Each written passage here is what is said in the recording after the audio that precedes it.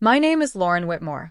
I'm 35 years old, and until that Tuesday afternoon, I believed my life was exactly as it appeared, stable, loving, and moving toward the future I had carefully planned. I was sitting in a conference room, pretending to care about quarterly projections while my mind wandered to wedding centerpieces and honeymoon destinations, when my phone buzzed with an unfamiliar notification.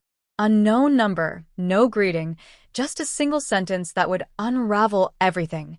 You deserve to know he's not being faithful. I stared at those 7 words longer than I care to admit. My first instinct was denial, jealous coworker, misinterpretation, office gossip dressed up as concern. But something about the tone, direct yet restrained, almost reluctant, made my stomach tighten in a way that had nothing to do with the stale coffee I'd been nursing all morning. I typed back slowly, my fingers feeling disconnected from my brain. Appreciate the honesty. Can you explain? Her response came immediately. I don't feel comfortable putting everything in writing. Just pay attention to his Thursday late meetings. They're not all work-related. I'm really sorry. Thursday was tomorrow.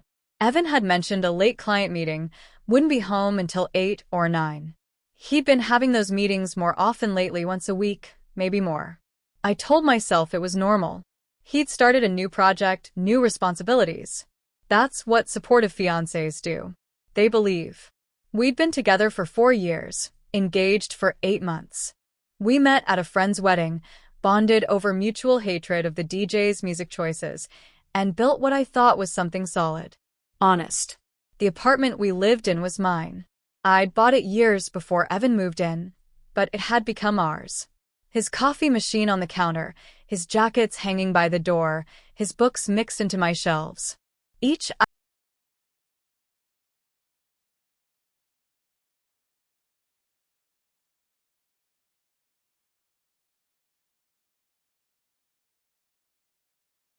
His day. He answered vaguely, barely looking up from his laptop.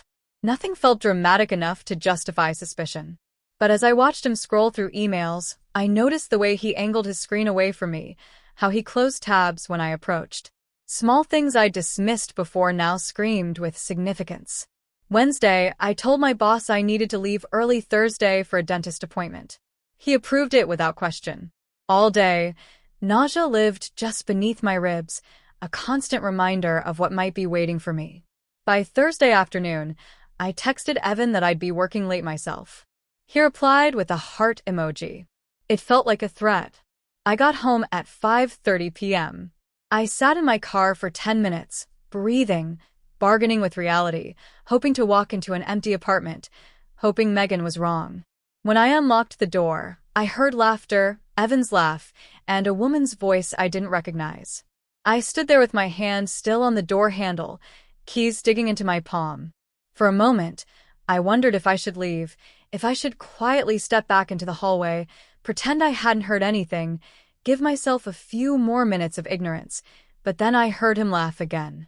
That specific laugh Evan only used when he was flirting, soft, indulgent, like he was leaning into someone instead of standing upright. I pushed the door open. The apartment smelled like garlic and red wine. Candles flickered on the dining table. Our dining table. The one we'd picked together. The one where we'd planned our wedding seating chart, argued about guest lists, joked about future holidays, 2 plates of pasta, 2 wine glasses, and Evan, my fiancé, was sitting across from her. She was wearing a fitted red dress, not work attire, not casual, intentional. The woman looked up first, her face drained of color. Evan followed her gaze. Lauren, he said, my name barely louder than a breath. You're supposed to be at work. I stayed near the door, didn't— And you, I said calmly, surprised by my own voice, are supposed to be at a client meeting. The woman stood abruptly. I should go. No, I said. Please stay. I'd really like to know who's having dinner in my home. Silence fell heavy and awkward. This is Natalie, Evan said finally. From work. I nodded slowly. The Thursday meetings, I said. Not a question. Natalie looked at him. He looked at me. No one spoke. It's not what it looks like, Evan said. I laughed. Actually laughed. Then explain, I said. Because from where I'm standing, it looks like my fiancé cooked a romantic dinner with another woman in my apartment while I was supposedly working late. We're just friends, Natalie said quickly. Friends who light candles? I asked. Friends who drink wine and wear date night dresses in someone else's home? Lauren, please, Evan said, standing now. Can we talk privately? Why? I asked. Is there something you don't want her to hear? Natalie grabbed her coat. I'm really sorry. I didn't realize. You realized? I said quietly. You just didn't care. She left without another word. The door closed. The candles kept burning. How long? I asked. Evan rubbed his face. Lauren, how long? 3 months. I guessed. 3 months, he confirmed. And how many Thursdays? He hesitated. 5, maybe 6. You don't know? I said softly. You don't know how many times you lied to me. We didn't sleep together, he said quickly. I swear. I felt something inside me go cold. Oh, I said. So that makes it fine. That's not what I meant. Then what did you mean? I asked. Because my definition of cheating includes secret dinners, lying, and bringing another woman into my home. He started crying. I felt nothing. Get out, I said. What? Pack a bag and leave tonight.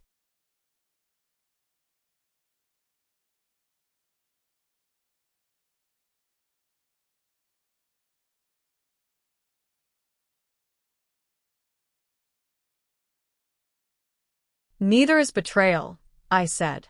But here we are. He packed while I sat on the couch, silent. When he left, I poured the wine down the sink and threw the pasta away. Then I scrubbed the table until my hands hurt. Friday morning, I woke up to my phone vibrating like it was trying to rattle itself off the nightstand. 17 missed calls, a dozen texts. Some were apologies. Some were anger. Some were that worst kind of manipulation, the kind that dresses itself up as heartbreak. Please just let me explain. You're overreacting. I love you. Answer me, Lauren. You can't do this to me. I stared at the screen and felt something settle in my chest like wet cement.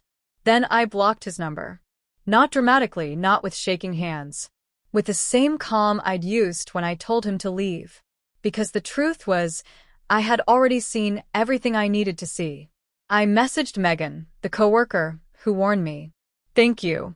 You were right. She responded right away. I'm so sorry. For what it's worth, most of us at the office thought what he was doing was wrong. I read that twice. Most of us. Meaning it wasn't a secret.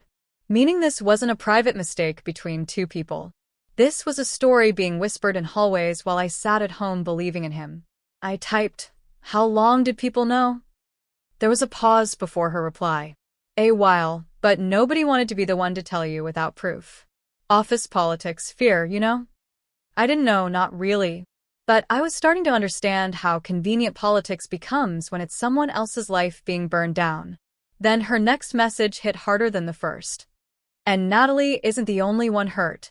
Evan wasn't exactly single in the full sense either. My breath caught.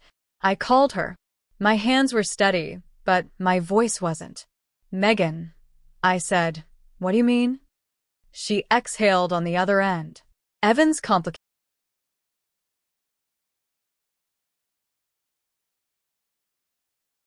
Neither is betrayal, I said. But here we are. He packed while I sat on the couch, silent. When he left, I poured the wine down the sink and threw the pasta away. Then I scrubbed the table until my hands hurt. Friday morning, I woke up to my phone vibrating like it was trying to rattle itself off the nightstand. 17 missed calls, a dozen texts. Some were apologies. Some were anger.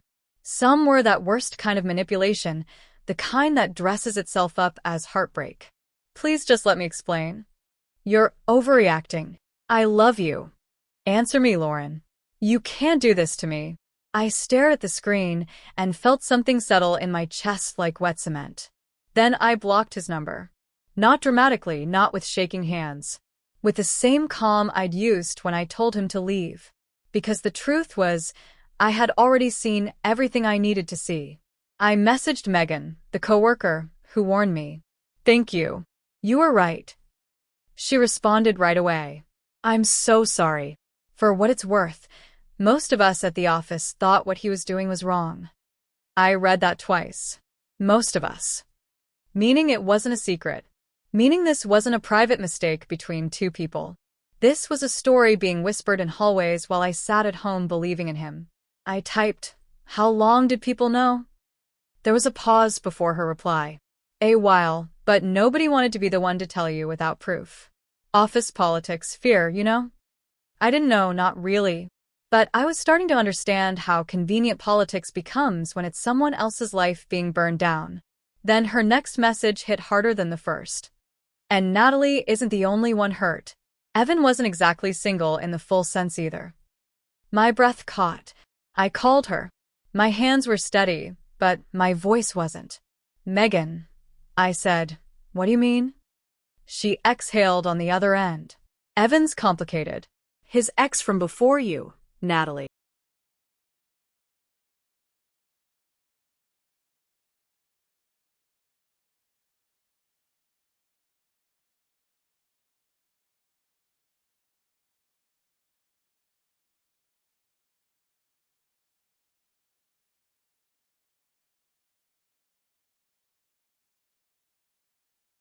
Other for years.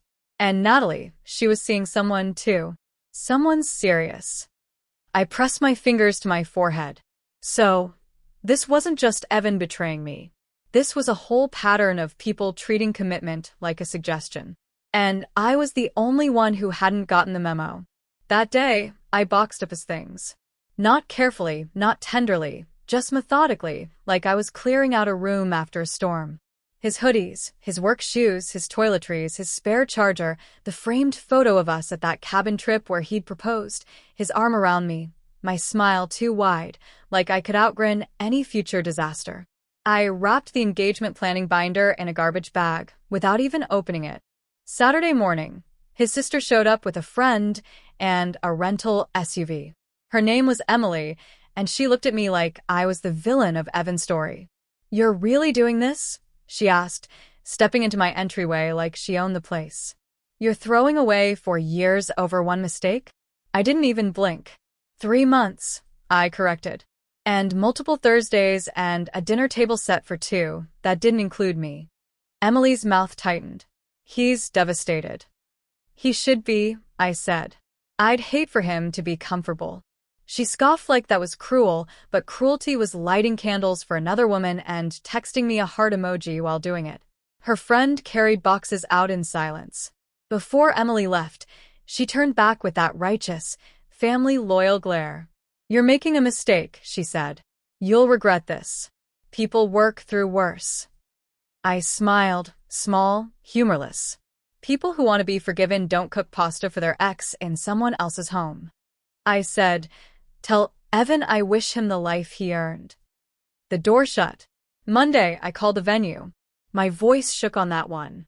"Hi," I told the coordinator. "This is Lauren Whitmore. I need to cancel my wedding." There was a pause. I said. $15,000. That number should have hurt more. But compared to marrying someone who could lie with that kind of ease, it felt like buying my freedom. I canceled the caterer, the photographer, the DJ. Each call felt like pulling a thread out of a sweater that had already unraveled. That night, my mom called. "Lauren," she said gently. "Emily called me." Of course she did. "She said you and Evan broke up. Is it true?" I told her everything. She didn't interrupt. She just listened, quiet, absorbing the devastation like only a mother can. When I finished, there was a long silence. "Oh, honey," she whispered. "I'm so sorry." "I'm okay," I said automatically. "Are you?" she asked softly. I opened my mouth to say yes, but the truth slipped out instead. "I don't know what I feel," I admitted. "I thought I'd be wrecked, but it's like my body shut something off, like my heart went into lockdown." "That's shock," my mom said. "And it's also self-protection." Evan tried contacting me through mutual friends, through email, through social media. I blocked everything. 2 weeks after I kicked him out, he showed up at my building. The doorman called up. "Miss Whitmore, your fiancé is downstairs." "Not fiancé," I corrected. "Not anymore. I'm not seeing him." The doorman hesitated. "He's crying." "I'm still not seeing him." Apparently, he stood in the lobby for 20 minutes. Security escorted him out, and somehow, I felt nothing except relief that I didn't have to look into his face and hear him turn betrayal into poetry. 3 weeks later, I found a handwritten letter in my mailbox, 6 pages. His handwriting was the same as always, neat, careful, like he believed if he wrote beautifully enough, he could rewrite reality. I read it standing in the lobby. He talked about feeling neglected, about how I worked too much, about how Natalie listened.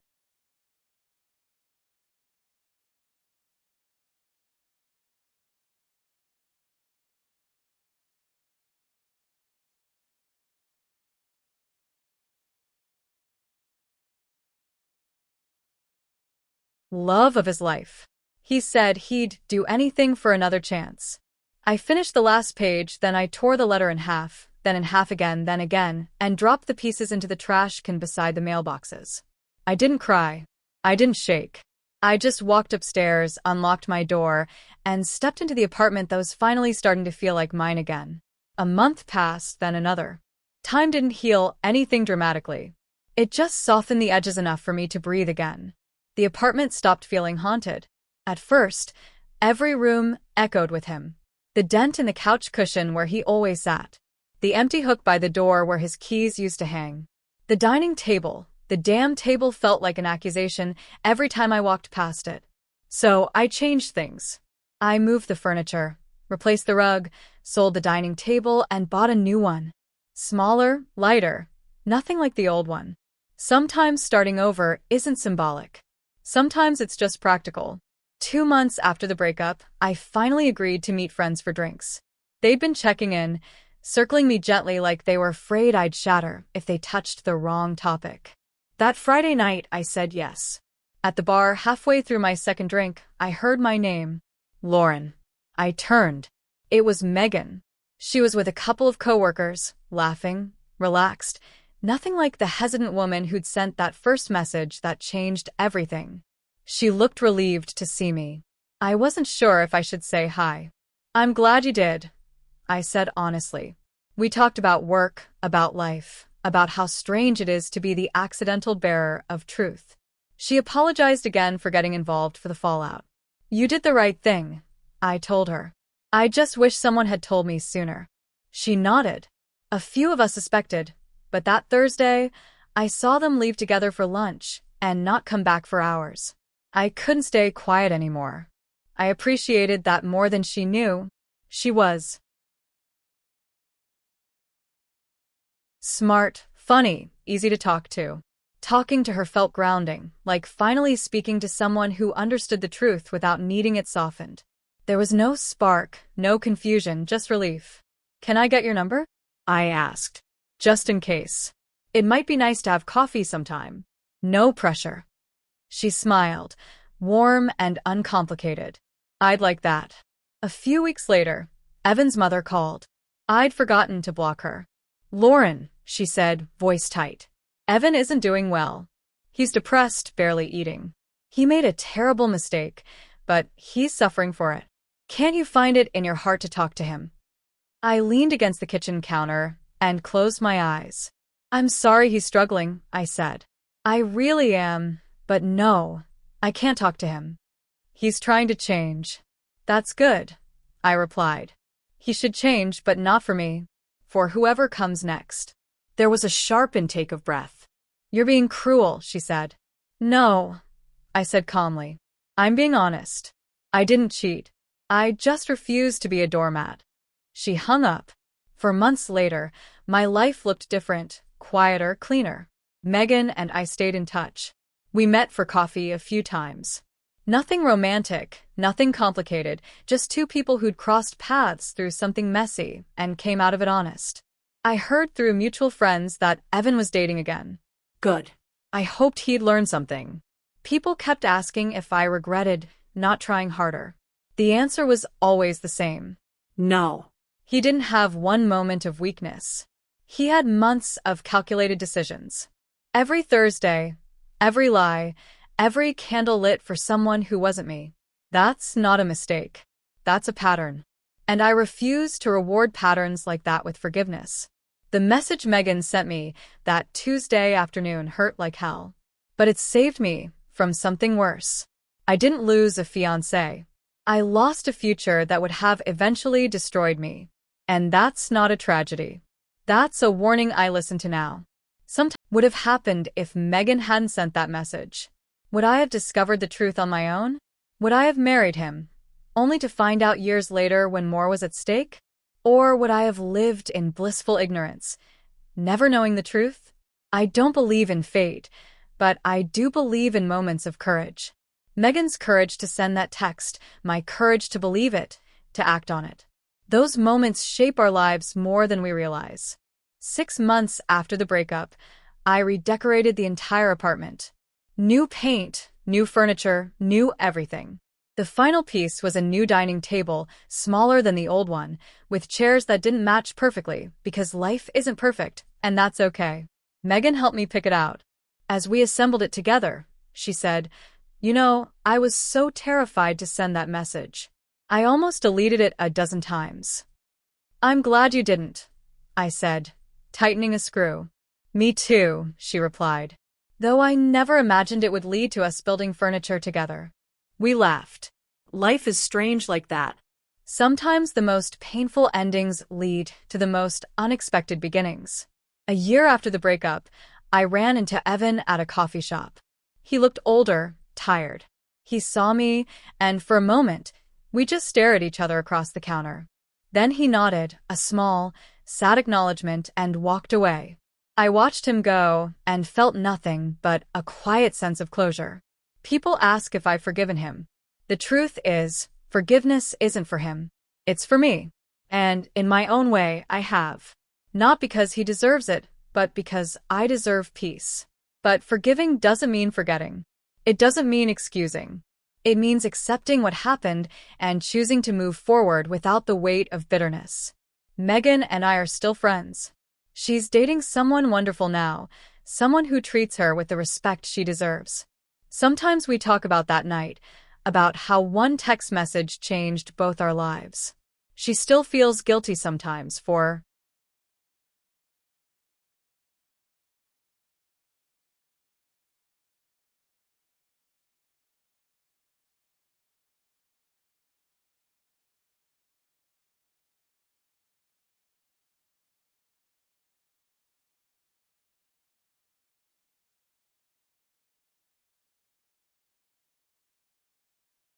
being the bearer of bad news. I remind her that truth, even when painful, is always better than living a lie.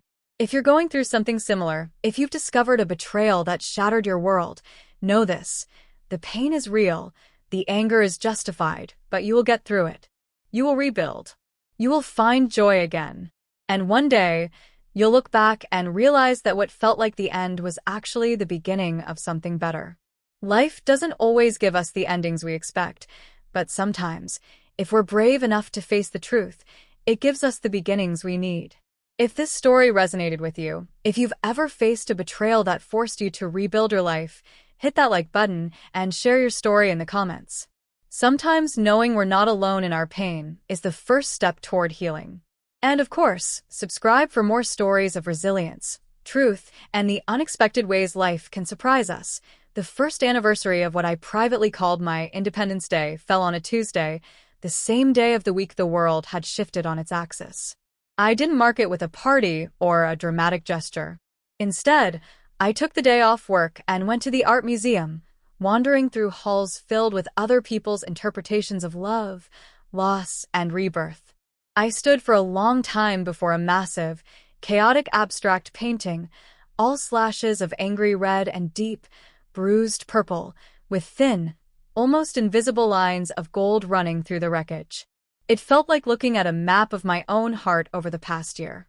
The anger, the pain, and those tiny, resilient threads of healing I hadn't even noticed were there until I saw them all at once. That evening, Megan came over. We didn't talk about Evan or Natalie or the ghost of a wedding that never was. We sat at my new, imperfectly matched dining table and ate takeout sushi, laughing about a disastrous blind date she'd been on the week before. As she was leaving, she paused at the door, her hand on the frame. "You know," she said, her voice softer than usual, "I was so worried about you after everything. I thought I'd ruined your life." I shook my head, a genuine smile touching my lips. "You didn't ruin my life, Megan. You handed me a mirror. It wasn't your fault I didn't like what I saw." She nodded, her eyes glistening a little in the soft hallway light. In that moment, I realized our friendship, born from such an ugly truth, had become one of the most honest and valuable things in my life. About 3 months later, I got a wedding invitation in the mail. It was from a mutual friend of Evan and me, a woman named Sarah, who had been a bridesmaid in our wedding party. The invitation was elegant, cream-colored with gold foil lettering. Inside, she and her fiancé had handwritten a small note to me. "Lauren, we know this might be awkward, but your friendship means the world to us. We would be so honored if you would come and celebrate with us. No pressure, of course. With love, Sarah and Tom." I stared at it for a long time. Part of me, the wounded part that still lingered, wanted to throw it away. It felt like an insult, a reminder of the life I had lost. But another part, the stronger, growing part, saw it for what it was, an olive branch. An acknowledgement that I was still a person, still a friend, separate from the drama. I RSVP'd yes. I wasn't going to let Evan's actions shrink my world or cost me another friend. The day of the wedding was bright and unseasonably warm. I chose a simple navy blue dress, something elegant but understated. As I walked into the church, I felt a strange sense of calm. I was here to support my friend, nothing more. I found a seat a few rows from the back, nodding hello to a few familiar faces who looked surprised, but not unpleasantly so, to see me. And then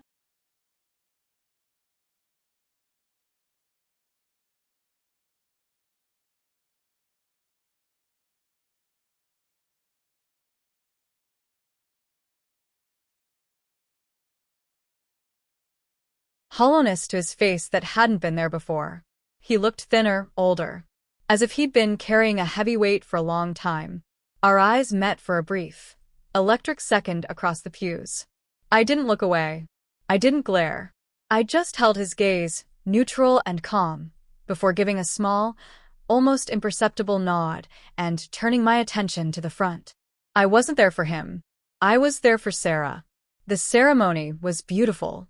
As Sarah walked down the aisle, her face radiant with joy, I felt a pang of something, not jealousy, but a wistful appreciation for the kind of love that was real, that wasn't built on lies.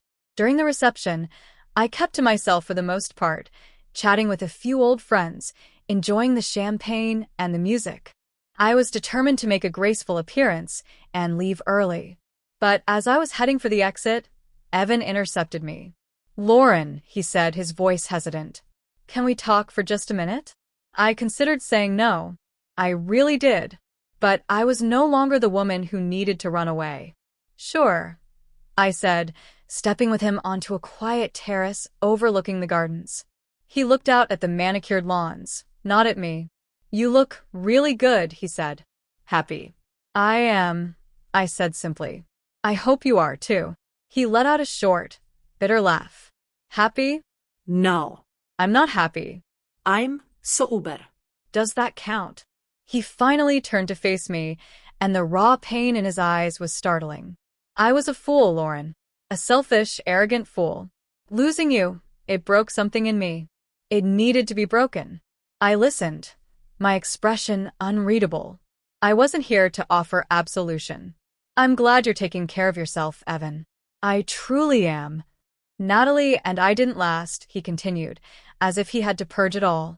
"It was never real. It was just ego. And stupidity." She went back to her boyfriend. "They're getting married, I think." He shook his head.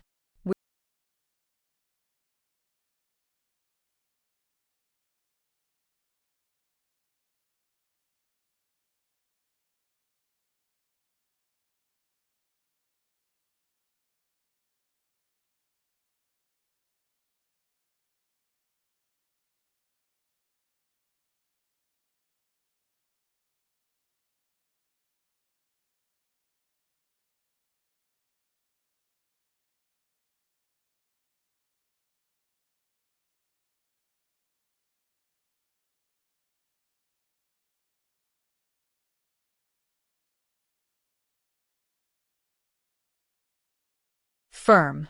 But you made the choices, Evan. I just had to live with them. I know, he whispered, his voice cracking. I know. And I'm not asking for forgiveness. I don't deserve it. I needed you to know that I know. That every single day, I know what I threw away. I looked at this man I had once planned to spend my life with, and I felt a profound sense of release. The anger was gone. The hurt had scarred over. All that was left was the quiet truth. I hope you find peace with that, Evan, I said. I really do. I turned and walked back into the reception hall, leaving him alone in the twilight. I didn't look back. I said my goodbyes to Sarah and Tom, wished them a lifetime of happiness, and walked out into the warm night air, feeling lighter than I had in years. The drive home was quiet. The city lights blurred past my windows, a river of stars on the ground. When I walked into my apartment, it wasn't the scene of a crime anymore. It wasn't a haunted house filled with ghosts. It was just my home. The home I had saved. The home I had rebuilt, piece by piece, with my own hands and my own strength. I poured myself a glass of water and stood in the middle of my living room, looking around at the space I had curated for myself. The new couch, the art on the walls, the small, mismatched dining table where Megan and I had shared so many meals and conversations. It was a life I hadn't planned, a life born from the ashes of a betrayal. But it was mine. It was real. And it was more than enough. The text message from Megan had been a spark in the dark. It had been painful, terrifying, and world-shattering. But it had also been a gift. It was the truth, and the truth, no matter how brutal, had set me free. I hadn't just survived the wreckage of my old life. I had built a new one, stronger and more authentic than before. And as I stood there in the quiet of my own home, I knew, with a certainty that settled deep in my bones, that I was finally, truly home.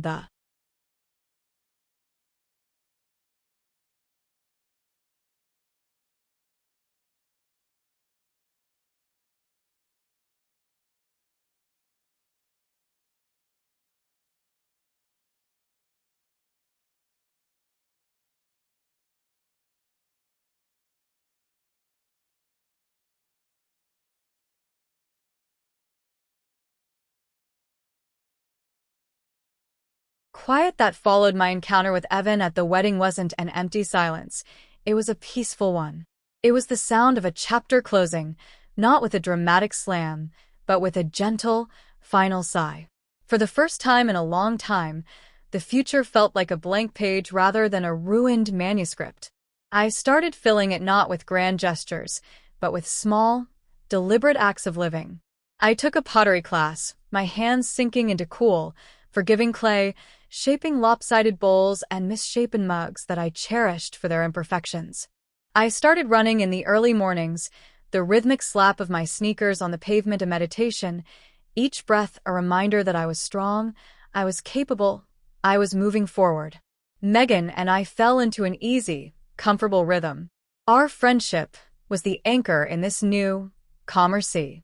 We didn't rehash the past often, but when we did, it was with the distance of historians, not the raw pain of victims. One rainy Sunday, as we were curled up on my couch watching old movies, she turned to me, a thoughtful expression on her face. You know, she said, I was thinking about that first coffee we had after after everything. I was so nervous. I felt like I was walking on eggshells. I smiled, remembering. I was a zombie. I think I said about 12 words the entire time. You didn't have to say anything, she replied softly. You showed up. That was everything. She paused, swirling the wine in her glass. Do you ever wonder what would have happened if I hadn't sent that message? If you'd just never found out? The question hung in the air, a familiar ghost. I admitted. I used to have these nightmares where I was walking down the aisle, and at the end, it wasn't Evan waiting for me. It was just a mirror, and I didn't recognize the woman looking back at me. I shuddered at the memory. But I don't wonder anymore. Because living a lie, even a happy one, is a slow poison. I'd rather have the truth.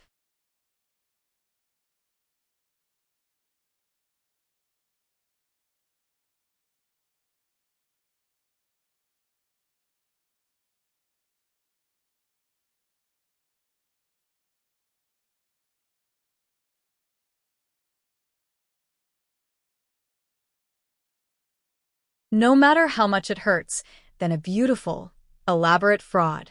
You didn't break my life, Megan. You handed me the pieces, so I could build a new one. A few weeks later, I got a call that I never, in my wildest dreams, expected. It was from my real estate agent. "Lauren," she said, her voice buzzing with an energy that was immediately infectious. "You know that charming little brownstone on Elm Street, the one you always said you loved? The one with the bay windows and the ridiculous postage stamp garden out back? It just came on the market. The owners are moving to Portugal. It's a bit of a fixer-upper, but it has potential." My heart did a little flip. That house. I had walked past it 1,000 times.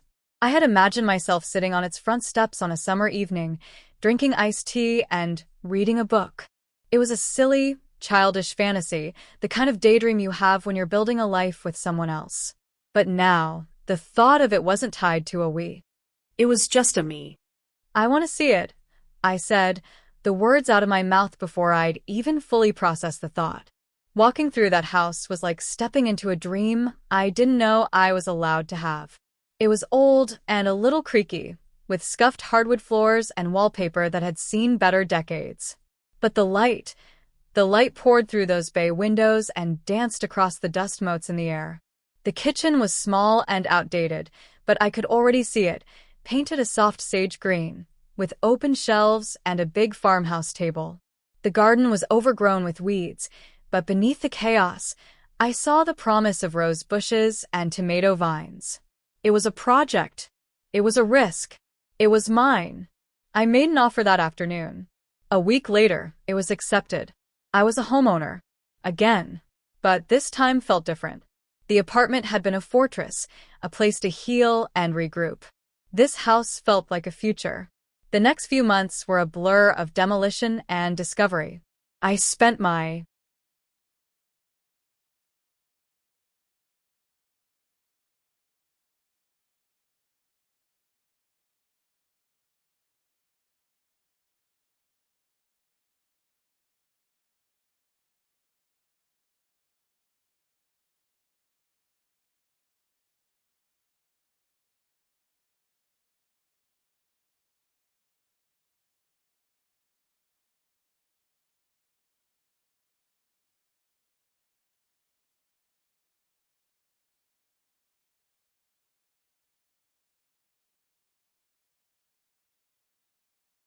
My weekends with a crowbar in one hand and a paintbrush in the other, tearing down ugly wallpaper and sanding old floors.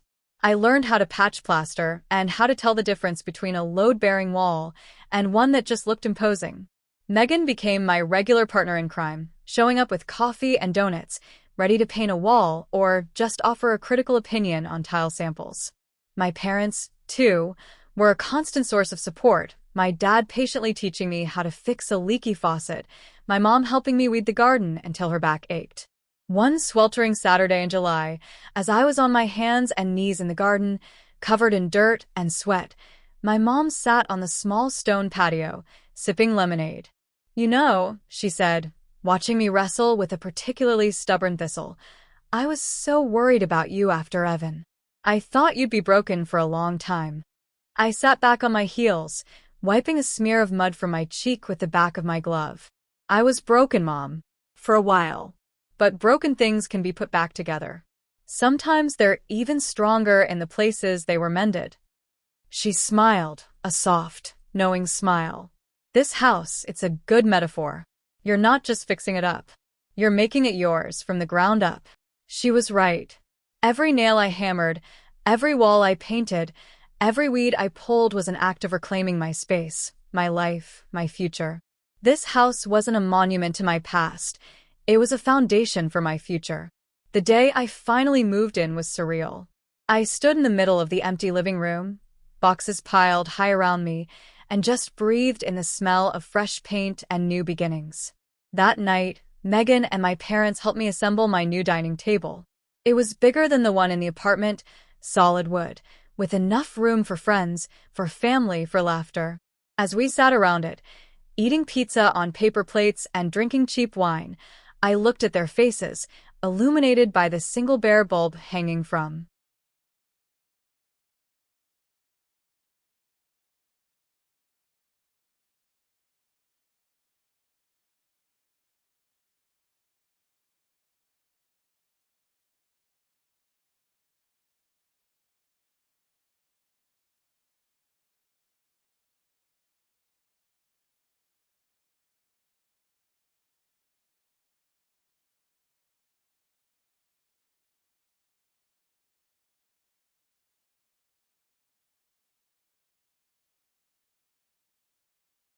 the ceiling, and felt a wave of gratitude so intense it almost brought me to tears. This was my family.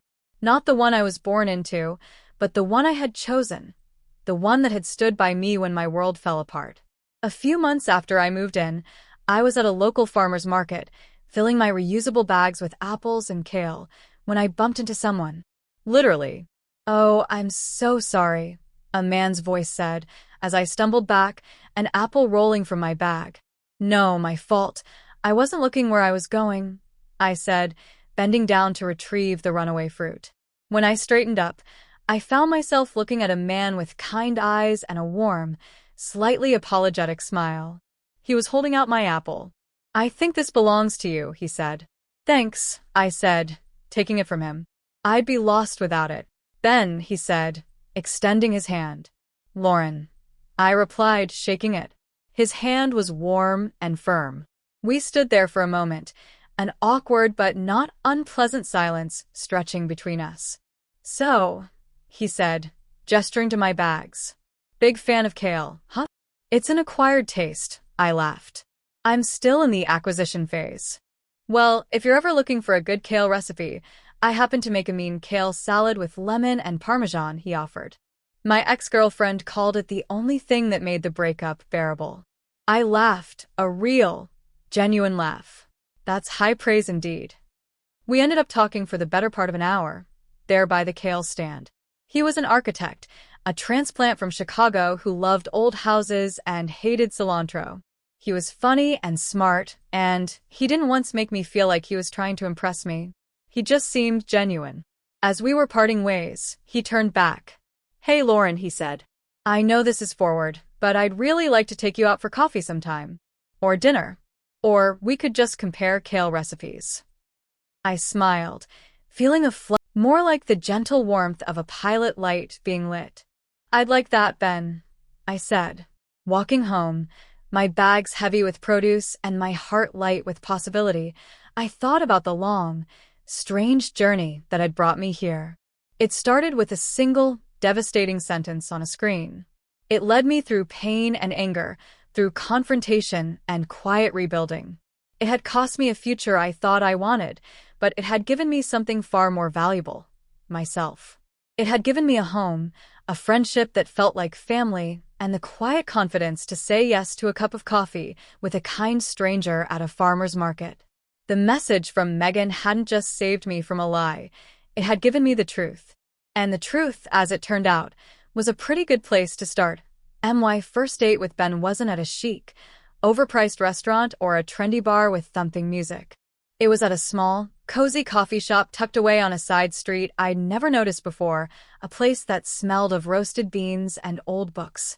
He was already there when I arrived, sitting at a small wooden table with 2 mugs and a paper bag. He stood up when he saw me, a simple, old-fashioned gesture that caught me off guard.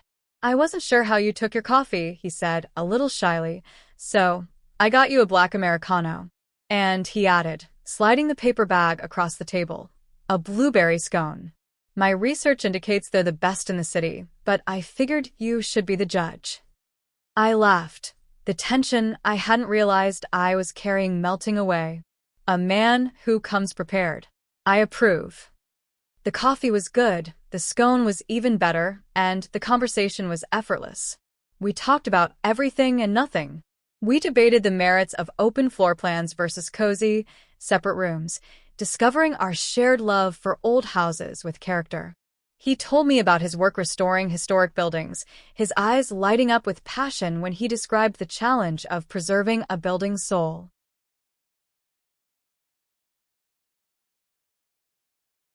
While making it functional for modern life. I found myself telling him about my own renovation project, not just the practical details, but the feeling of bringing a neglected house back to life. When he walked me to my car afterward, the evening air cool and crisp, he didn't try to kiss me. He just smiled that same warm, genuine smile. "I had a really great time, Lauren," he said. "Me too, Ben," I replied, and I meant it. What followed was not a whirlwind romance, but a slow, steady unfolding. There was no pressure, no grand declarations, just a consistent, quiet presence. He'd text me a picture of a unique doorknob he'd found at an architectural salvage yard, knowing I'd appreciate it. I'd send him a photo of the first rose blooming in my garden. He helped me hang a ridiculously heavy mirror in my hallway, and I helped him choose paint colors for his own small condo. Our relationship was built on a foundation of shared interests and mutual respect, a stark and welcome contrast to the dramatic, high-stakes romance I had with Evan. Megan, of course, was my sounding board. So, she'd say over our weekly coffee, "Is he still perfect?" "He's not perfect," I'd correct her, a smile playing on my lips. "He hums off-key when he's cooking, and he thinks cilantro tastes like soap. But he's kind. He's genuinely, unperformingly kind." "Kind is the new romantic," Megan would declare, raising her mug in a toast. "I'll drink to that." About 6 months into our relationship, Ben was over at my house, helping me stain the new shelves I'd built for my living room. We were working in comfortable silence, the rich smell of the wood stain filling the air. He was focused, his brow furrowed in concentration as he carefully brushed an even coat onto the raw wood. Watching him, I felt a surge of something so deep and pure it almost took my breath away. It wasn't the dizzying, obsessive infatuation I'd felt for Evan. It was something quieter, something stronger. It was the feeling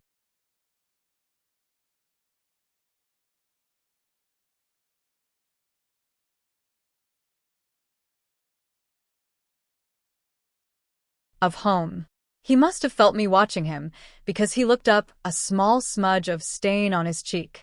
"What?" he asked, a self-conscious smile touching his lips. I put down my paintbrush and walked over to him. "Nothing," I said softly.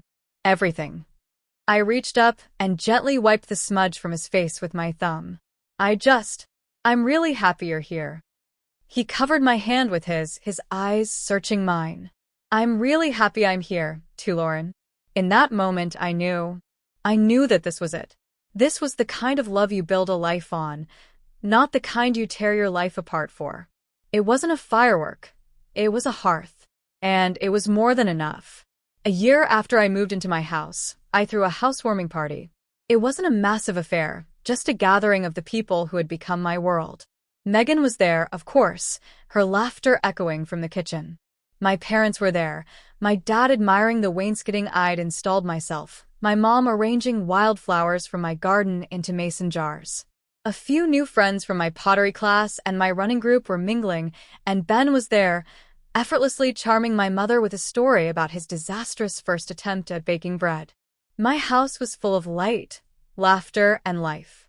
The floors I'd sanded myself were scuffed by the shoes of people I loved. The walls I'd painted were adorned with their laughter. This was the life I had built, not from a blueprint someone else had drawn, but from my own heart, my own hands, my own resilience. As the evening wound down, I found myself standing on my small front porch, looking out at the quiet street. The cool night air felt like a caress. Megan came out and stood beside me, handing me a glass of wine. "Well, Ms. Whitmore," she said, leaning against the porch railing. "Look at you. Queen of your own castle." I smiled, taking a sip of wine. "It's a good castle." "It's more than good," she said, her voice turning serious. "It's real. You did this. You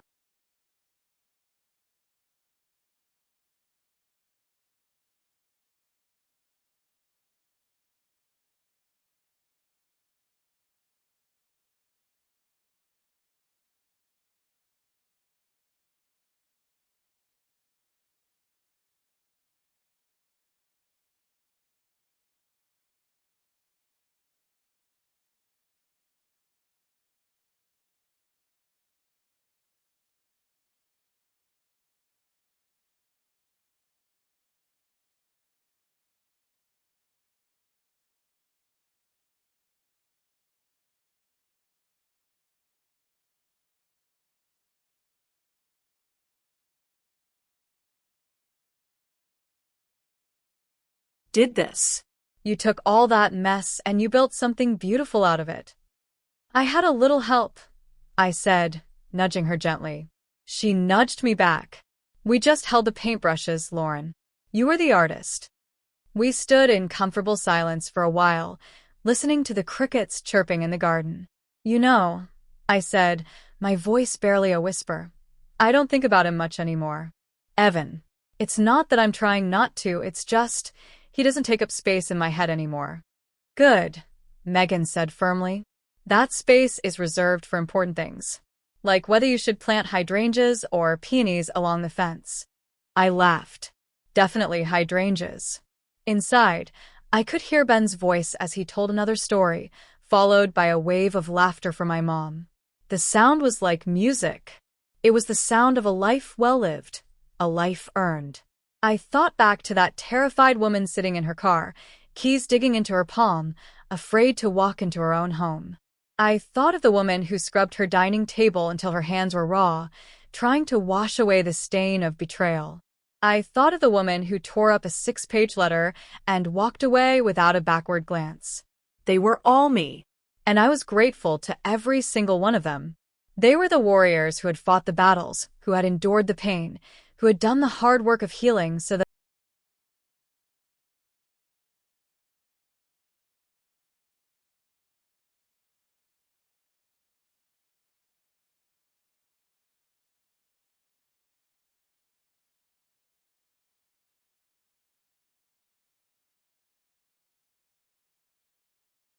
that filled every corner of my being, that this was not just a happy ending. It was a happy beginning. And the best part was, there was still so much of the story left to write. The seasons turned in my little house, each one leaving its own mark. Autumn painted the maple tree in my garden in fiery shades of orange and red, and Ben and I raked the leaves into giant piles, jumping into them like children before bagging them up. Winter came, and we huddled by the fireplace eyed painstakingly restored, the scent of wood smoke filling the air as we watched snow blanket the world outside, muffling the city into a quiet, peaceful hush. Spring arrived in a riot of green, the rose bushes I'd nurtured finally bursting into bloom, their sweet fragrance a constant reward every time I stepped outside.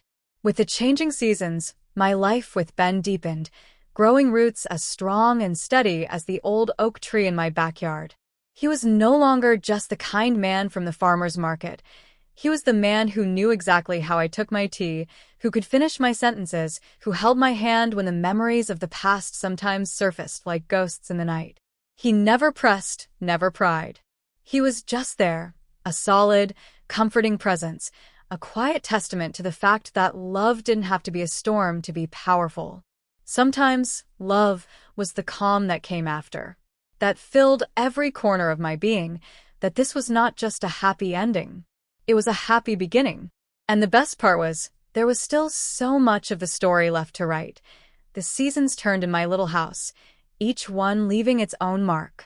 Autumn painted the maple tree in my garden in fiery shades of orange and red, and Ben and I raked the leaves into giant piles, jumping into them like children before bagging them up. Winter came, and we huddled by the fireplace eyed painstakingly restored, the scent of wood smoke filling the air as we watched snow blanket the world outside, muffling the city into a quiet, peaceful hush.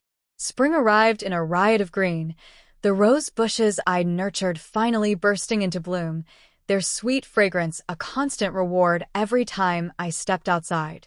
With the changing seasons, my life with Ben deepened, growing roots as strong and steady as the old oak tree in my backyard.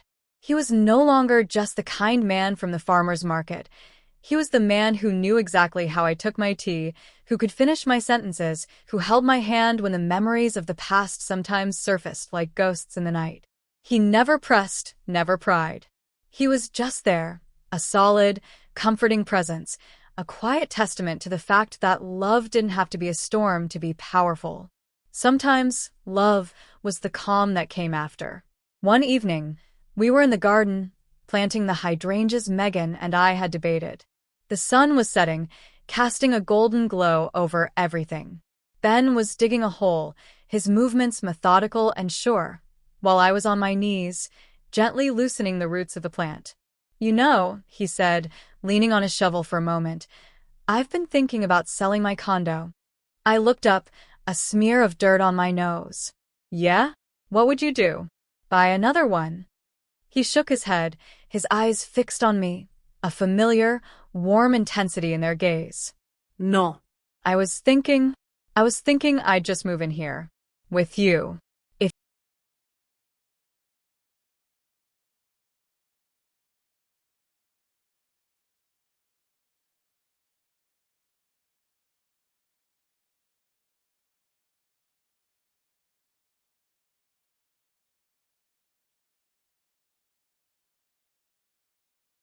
My heart gave a little lurch, not of panic, but of pure, unadulterated rightness.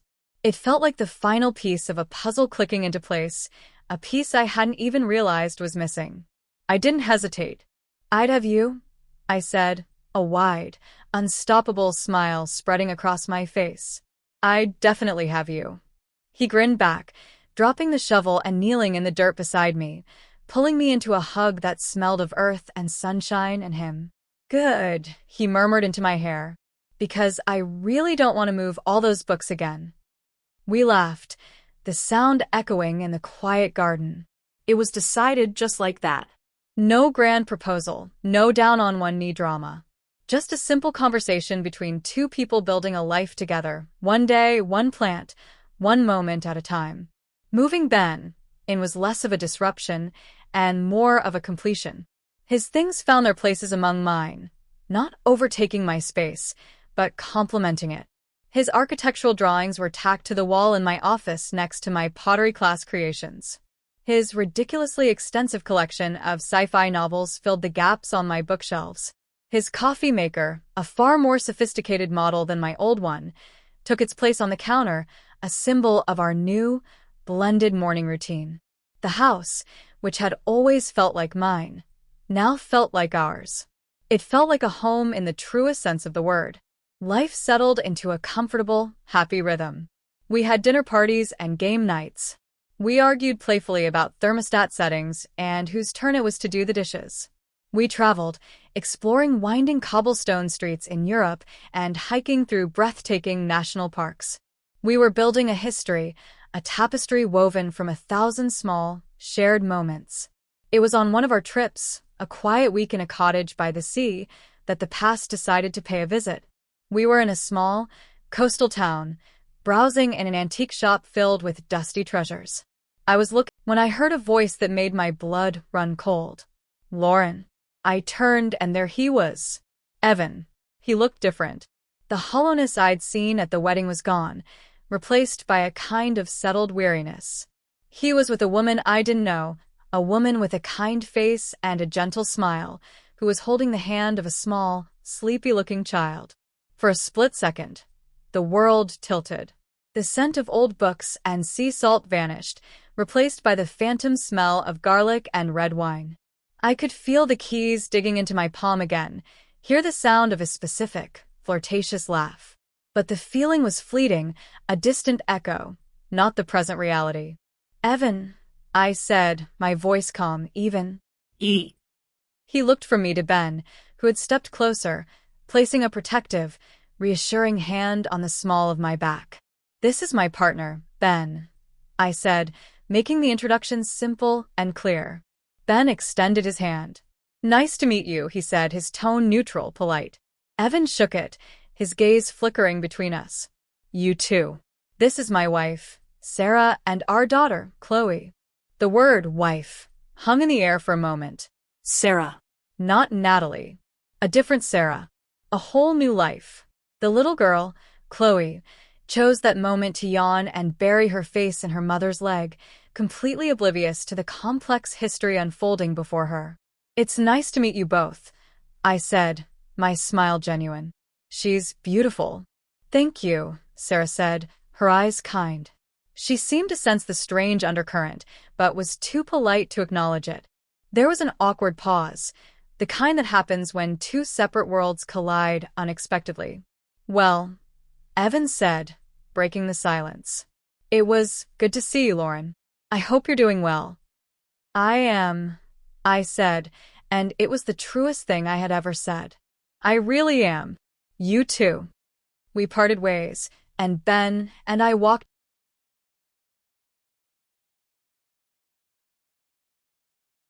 Okay. I took a deep breath, filling my lungs with a clean, salty air. I thought about Evan, about his wife, about his child.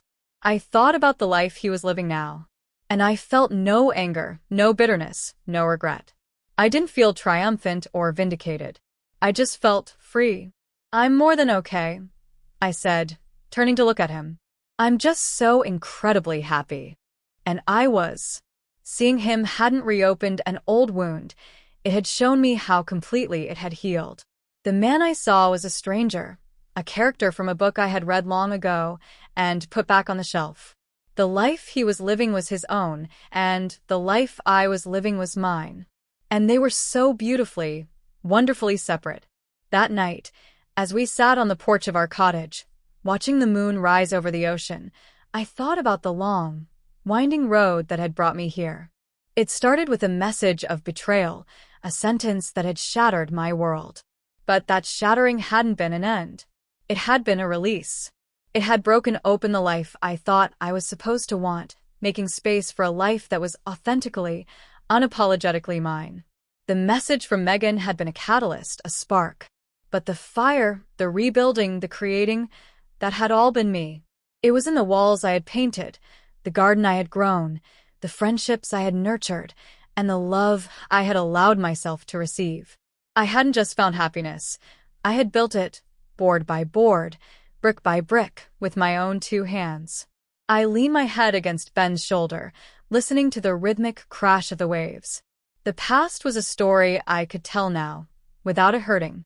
It was the prologue that explained how the heroine got her strength, how she learned to value truth over comfort, how she discovered that the most important home you can ever build is the one within yourself. And as I sat there, with the man I loved by my side and the vast, beautiful ocean stretching out before us, I knew that this wasn't just the next part of my story.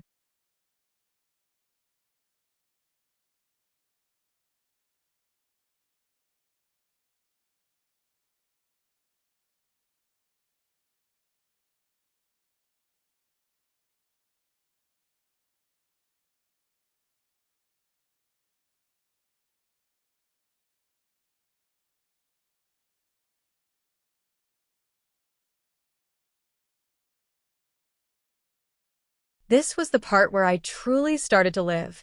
The years that followed weren't a dramatic, headline-grabbing sequel. They were a beautiful, sprawling novel written in the quiet language of everyday life. The house on Elm Street became a living, breathing entity, its walls absorbing the echoes of countless memories.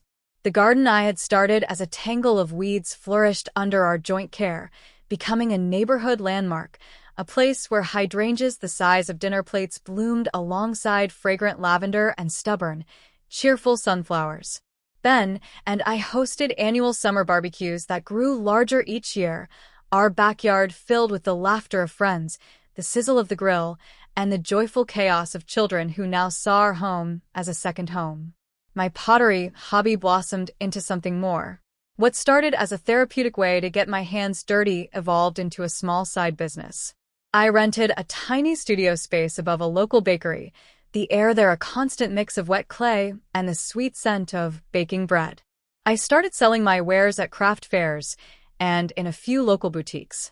My pieces weren't perfect, factory-made ceramics. They were unique, with slight variations in shape and glaze that told the story of their making. People seemed to connect with that authenticity. I wasn't Lauren the jilted fiancé or Lauren the survivor anymore. I was just Lauren, the potter. It was a quiet identity, but it was mine, forged in fire and shaped by my own hands. Megan remained my constant, my North Star. She eventually left the corporate job that had put her in the position of sending that fateful text, going back to school to become a therapist. She was brilliant at it, her empathy honed by her own experiences navigating complex emotional landscapes. We still had our weekly coffee dates, though now they often took place in my sun-drenched kitchen, our conversations evolving from dissecting past heartbreaks to navigating the complexities of mortgages, career,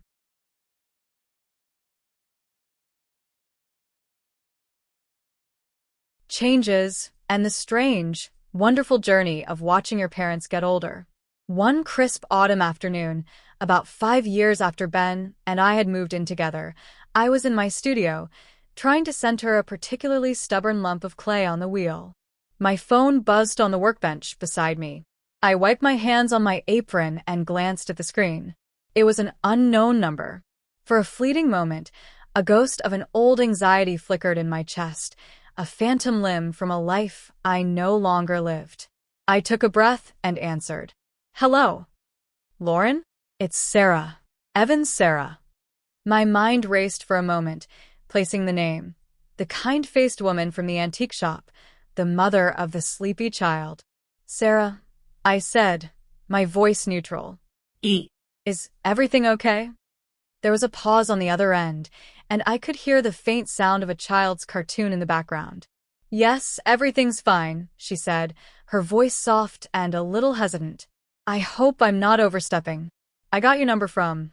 Well, it's a long story. I wouldn't have called, but it's about Evan. I leaned against the workbench, my heart rate strangely calm. Okay. He's sick, she said, her voice cracking slightly. He has leukemia. The prognosis is not good. The words hit me with a strange, detached shock. It wasn't the sharp pain of betrayal, but a dull, heavy ache of sorrow for a fellow human being. The Evan she was talking about was a stranger, but he was a stranger who was a husband, a father. He was a part of someone's world, and that world was about to be shattered. I'm so sorry to hear that, I said, and I meant it. That's terrible. Thank you, she whispered. The reason I'm calling, it's going to sound strange. He's been talking about you. In his clearer moments, he talks about the biggest regret of his life, about the person he hurt the most. He says he never got to properly apologize, not for his sake, but for yours. He wants closure.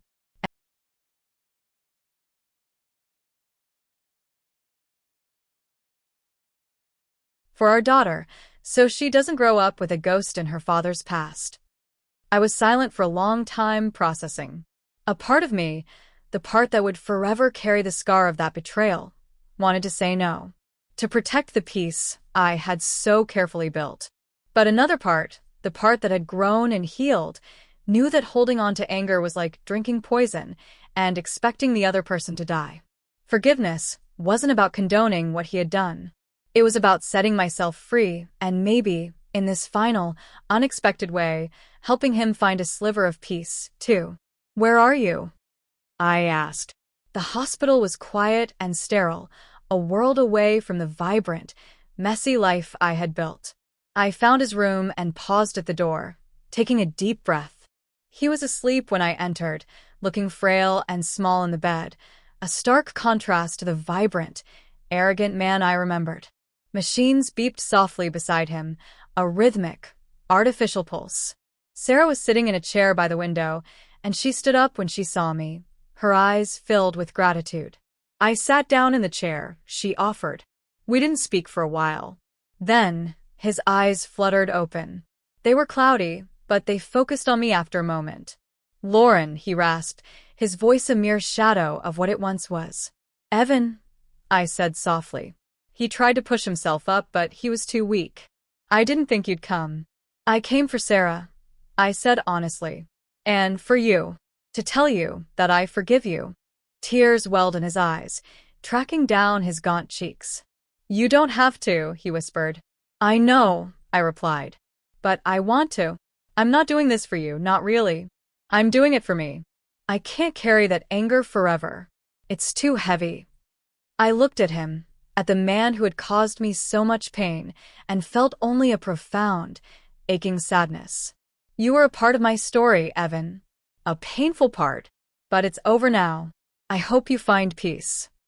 He closed his eyes. For our daughter, so she doesn't grow up with a ghost in her father's past. I was silent for a long time, processing. A part of me, the part that would forever carry the scar of that betrayal, wanted to say no, to protect the peace I had so carefully built. But another part, the part that had grown and healed, knew that holding on to anger was like drinking poison and expecting the other person to die. Forgiveness wasn't about condoning what he had done. It was about setting myself free and maybe, in this final, unexpected way, helping him find a sliver of peace, too. "Where are you?" I asked. The hospital was quiet and sterile, a world away from the vibrant, messy life I had built. I found his room and paused at the door, taking a deep breath. He was asleep when I entered, looking frail and small in the bed, a stark contrast to the vibrant, arrogant man I remembered. Machines beeped softly beside him, a rhythmic, artificial pulse. Sarah was sitting in a chair by the window, and she stood up when she saw me, her eyes filled with gratitude. I sat down in the chair she offered. We didn't speak for a while. Then, his eyes fluttered open.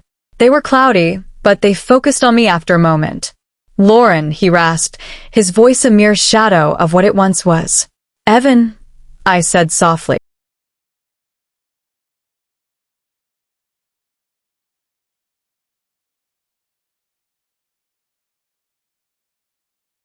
Full of color swatches and seating charts. I thought about the diamond ring that had felt like a shackle more than a promise. And then I looked at the man in front of me, with his kind eyes and his patient heart, the man who had seen me at my worst and my best, who had never once asked me to be anyone other than myself. "It doesn't," I said, and I was surprised by how easily the truth came out. "What we have, it doesn't need a contract. It doesn't need a piece of paper or a party. It's real. It's built into the foundation of this house, into the garden, into the way we know how to make each other coffee without asking. It's already married, in a way that matters more." He smiled, a slow, relieved smile that reached his eyes. "I feel the same way," he said. "But I was going to ask if you wanted to go to the courthouse next Tuesday, just for the tax benefits." I laughed, a loud, genuine laugh that filled the room. "Ben," I said, shaking my head, "you really know how to romance a girl." "Is that a yes?" he asked, his eyes twinkling. "It's a hell yes," I replied. So we did it. We got married on a random Tuesday morning. I wore a simple blue dress. Ben wore a suit he'd owned for years. Megan and my parents were our witnesses. Afterwards, we went to a diner for pancakes, our legal marriage certificate tucked away in my bag like a receipt from a grocery run. It wasn't the wedding I had once dreamed of. It was infinitely better. It was a celebration not of a fantasy, but of a reality. A reality that was solid and true and entirely our own.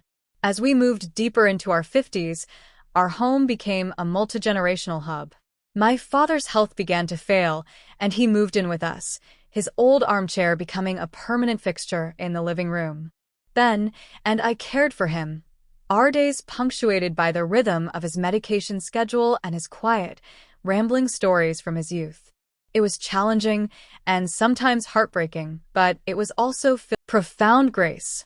Sitting with my father in the evenings, watching the fire, I understood that love wasn't just about the grand, passionate moments. It was also about the quiet, unglamorous work of showing up, of holding a hand, of offering a glass of water in the middle of the night. After my father passed, the house felt quiet again, but it wasn't an empty quiet.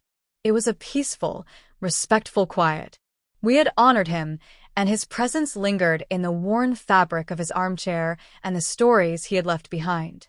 One spring day, I was in the garden, planting a new batch of lavender. My phone buzzed. It was Megan. "You're not going to believe this," she said, her voice filled with a familiar, conspiratorial energy. "What?" I asked, wiping a smear of dirt from my forehead. "I have a new client. A young woman, early 20s. She's in a real mess. She thinks her fiancé is cheating, but she has no proof. She's scared, she's alone, and she doesn't know what to do." I listened, a slow smile spreading across my face as the symmetry of the situation washed over me. "And what did you tell her?" I asked. "I told her," Megan said, her voice firm and clear, "that she deserves to know the truth, and that she's strong enough to handle it." I closed my eyes, the sun warm on my face. I thought about a terrified 35-year-old woman sitting in a conference room, staring at a text message that had just shattered her world. I thought about the long, arduous, and ultimately beautiful journey that had followed. You tell her, I said, my voice filled with a certainty that had been decades in the making. You tell her that the truth might feel like an ending, but it's not. It's just the beginning of the rest of her life. And tell her that her story is going to be a good one. As I hung up the phone and looked at my home, my garden, my life, profound grace. Sitting with my father in the evenings, watching the fire, I understood that love wasn't just about the grand, passionate moments. It was also about the quiet, unglamorous work of showing up, of holding a hand, of offering a glass of water in the middle of the night. After my father passed, the house felt quiet again, but it wasn't an empty quiet. It was a peaceful, respectful quiet. We had honored him, and his presence lingered in the worn fabric of his armchair and the stories he had left behind. One spring day, I was in the garden, planting a new batch of lavender. My phone buzzed. It was Megan. You're not going to believe this, she said, her voice filled with a familiar, conspiratorial energy. What? I asked, wiping a smear of dirt from my forehead. I have a new client, a young woman, early 20s. She's in a real mess. She thinks her fiancé is cheating, but she has no proof. She's scared, she's alone, and she doesn't know what to do. I listened, a slow smile spreading across my face as the symmetry of the situation washed over me. And what did you tell her? I asked. I told her, Megan said, her voice firm and clear, that she deserves to know the truth, and that she's strong enough to handle it. I closed my eyes, the sun warm on my face. I thought about a terrified 35-year-old woman sitting in a conference room, staring at a text message that had just shattered her world. I thought about the long, arduous, and ultimately beautiful journey that had followed. You tell her, I said, my voice filled with a certainty that had been decades in the making. You tell her that the truth might feel like an ending, but it's not. It's just the beginning of the rest of her life. And tell her that her story is going to be a good one. As I hung up the phone and looked at my home, my garden, my life, I knew it was true. The message that had started it all hadn't been a curse. It had been a compass.